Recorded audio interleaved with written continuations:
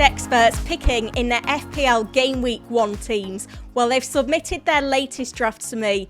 I've crunched the numbers and I'm going to collate that together to set up the FPL Experts community team for Game Week 1, which we're going to track throughout the season. Remember, this time last year I did the very same thing and we ended up with a top 10k finish. Now these guys have got 444 seasons of experience playing the game. I've got the last two winners in here, Ali and Jonas.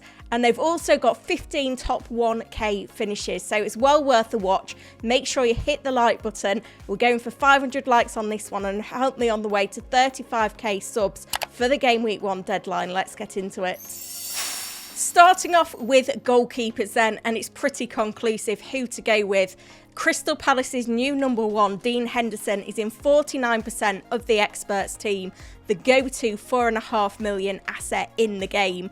When it comes to the backups, well, Fabianski is top in 42% of teams, but we've also got the Brentford backup keeper with some interest as well, and no surprise to see Henderson's backup Matthews also in there. Now, when it comes to the 5 million goalkeepers, it's Pickford that leads the way in terms of this vote, but I did ask the experts as well who the best pick is at this price point. 48% went with Pickford, 41% went with Pope, with the other votes going elsewhere, so it's maybe not as clear cut as this seems right now. Raya still getting plenty of attention at that 5.5 million price point as well, if you're prepared to go there.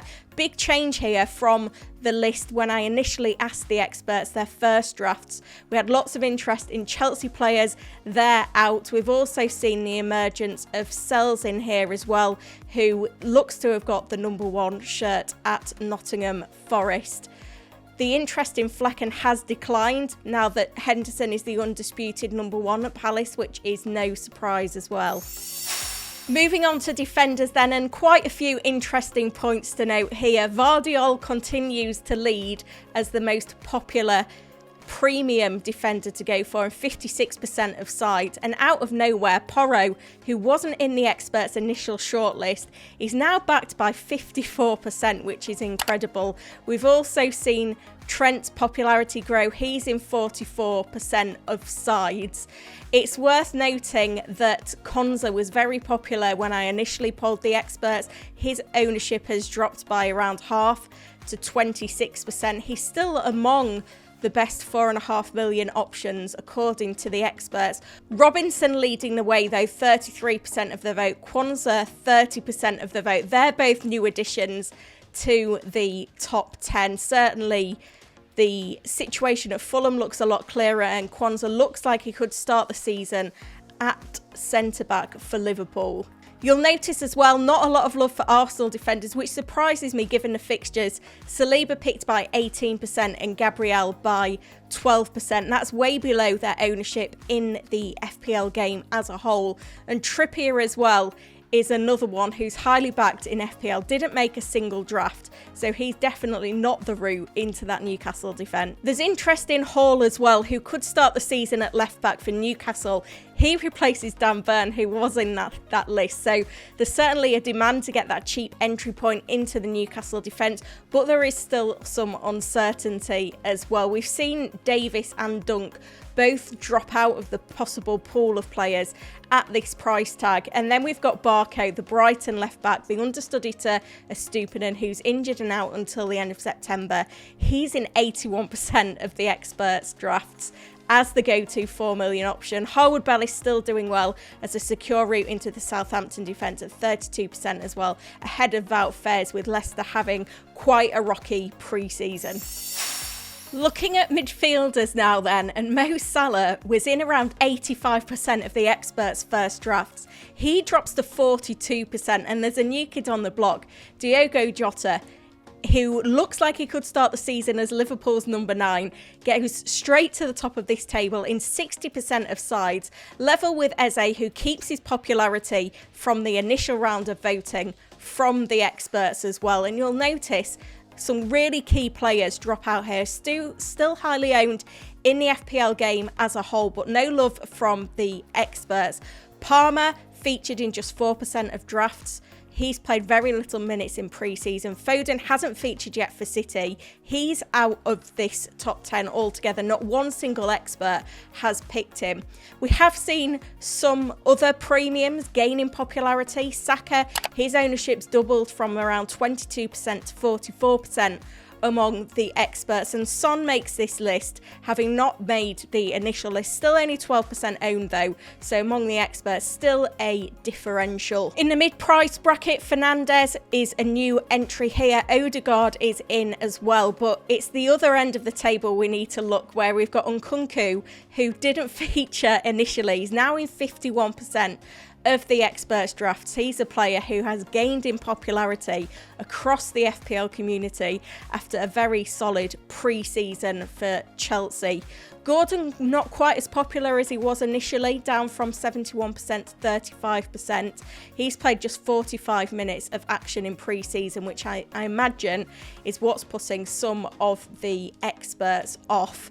When it comes to the budget price bracket, Emil Smith-Rowe, a new signing for Fulham, in 54% of the experts team, a key enabler to be able to get all the premium picks elsewhere in your squad. He looks like the go-to at this price bracket, but there are others to consider as well. We've got Rodgers in 33% of sides. We've got Bob in 21% of sides. It just goes to show how deep this price bracket goes. Conversely, Callum Hudson-Odoi was a favourite initially at this price bracket. He's out. We've also got Bergvall, the $4.5 million Spurs midfielder, who makes his way into this list. And if you do want another budget pick, it's still Leicester City's Harry Winks, who seems to be the popular one to go for.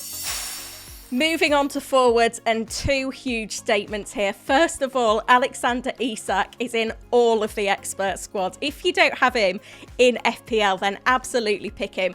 Just looking at his ownership at the moment on FPL, it's around 56%, so a large chunk of the playing pool are not going Isak, but our experts cannot look past him.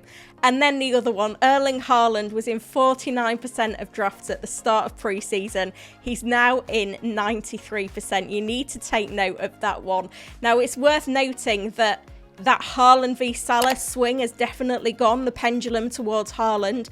3% of the experts have gone with neither of this pair, with 37% choosing to double up. But it looks to be that Haaland is the go-to, Salah is the nice to have if you can afford it. So that's something that you really need to bear in mind when building your team for Game Week 1. And another new entry in the popular forwards, having moved from Bournemouth to Spurs, is Solanke, who makes 44% of the experts team.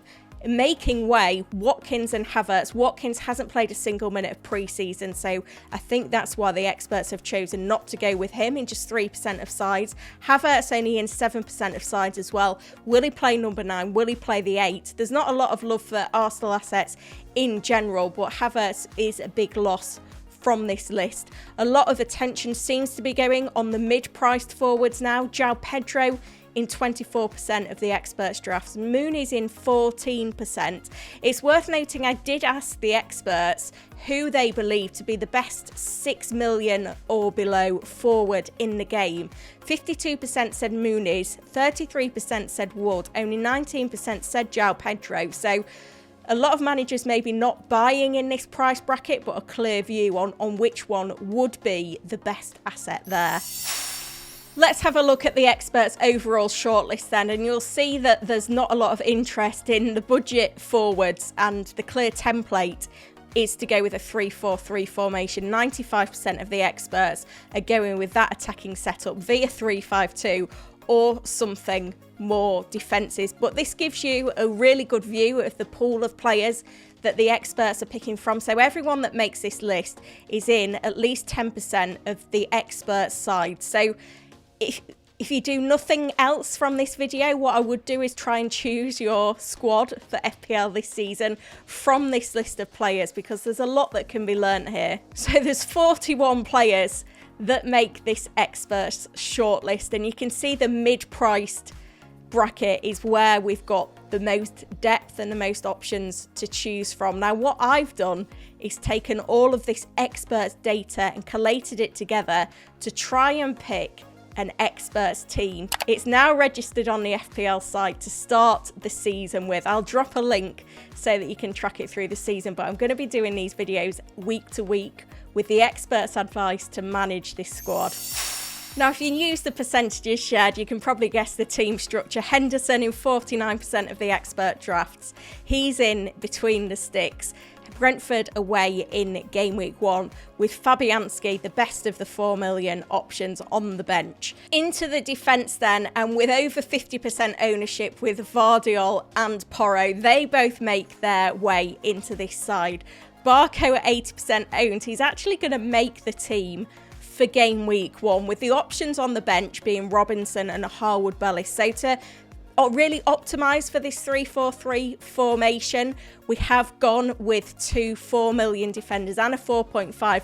There's no room for Trent here, who really only narrowly missed out. His ownership was absolutely equal with Saka's, but there was really a need to fill a premium midfield spot, which is why Trent regrettably doesn't make the cut. So moving into the midfield, Saka is in just by the skin of his teeth, along with the other players that are all over 50% owned. We're actually going with Nkunku on the bench for game week 1 for Manchester City at home, and playing Jota, Eze, Smith Rowe alongside Saka, but still a really interesting midfield, and I think I've represented the experts' price points quite carefully here.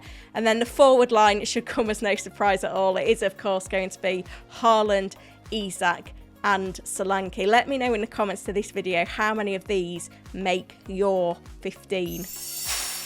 Now, I did, of course, ask the experts who they were going to captain as well. Now, it's worth noting that Salah got 26% of the votes, but because his ownership wasn't high enough, he hasn't made the captain contenders. So it was between Haaland and Isak, and it was pretty conclusive.